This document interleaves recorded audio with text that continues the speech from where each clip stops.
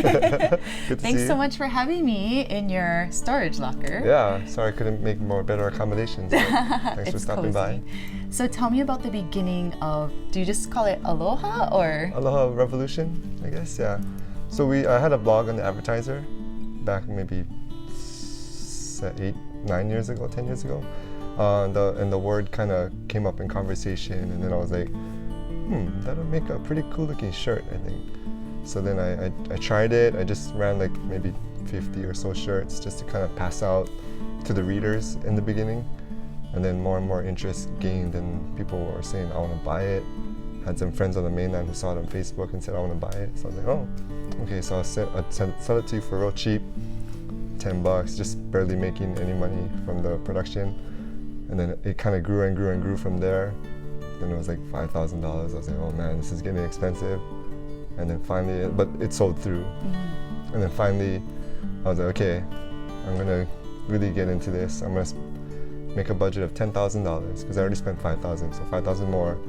And if it can sustain itself, then I'll go forward with this. And then it kind of went from there because I didn't want to put my family's financial situation in trouble. So I was like, set a budget. If it goes, it goes, and then it's been going since then. So how did you come up with, because I mean, essentially, it's like Aloha, but like flipped upside down. down. Yeah, like how did that all come to be? So I guess there's a story behind it. So whenever you wear your shirt and you look down at your heart, it's right side up. Oh. So it's kind of like a daily reminder to keep aloha in your heart whenever you look down.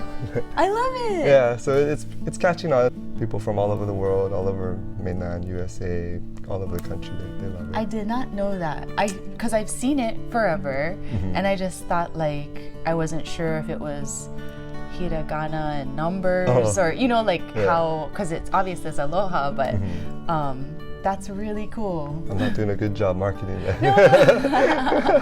Well, I just didn't know the genesis of it all, so that's really awesome.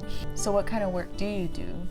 I'm a wireless manager for the cable company, and so we're trying to deploy Wi-Fi hotspots all over the state. So I make deals with shopping centers and public venues to see if they want to put our hotspots there in exchange to kind of partner. Did you ever think it would grow so big and have such a big following? I knew there would be interest because the concept was good and it's different than what you usually see out there. But yeah, it's been 7 years and it's still growing, still doing good. So very fortunate to have supporters out there. And you are a Guinness World Record holder. Me and a bunch of people as well. Yeah. So, what did you do? So we also I co-founded an event called Rice Fest, and several years ago we submitted application to do a world record spam musubi.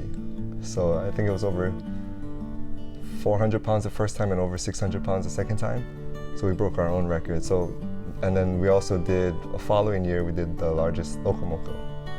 So we have 2 Guinness World Records now. So How does one do that? Like, is it a lengthy process? It's challenging, yeah. There's a lot of paperwork that goes in before, and then while you're doing the actual construction of it, you have to document it with video, photos, words, and everything. And then you gotta submit everything to the Guinness people, and then they'll say yay or nay. So we have an online store. We created the domain aloha.com, but the L is a 7, so a7oha.com, just so that it's easy to remember. But bh07v.com and a bunch of variations of that also work.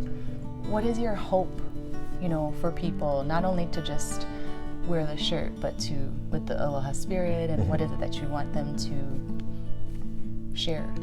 That's pretty much what our goal is. It's kind of cliche sounding, but we want everyone to have aloha, not only in Hawaii where we already know what it is, especially in the mainland where there's all kinds of violence going on. We're a small company, but we're hoping that just a little bit, if they wear it, then they can kind of feel it, and then they won't do crazy things in the world, even internationally as well. So we're trying to spread aloha around the world. Everyone says it, but I think hopefully we can send that message through our brand and our shirts. One t-shirt at a time. Yes.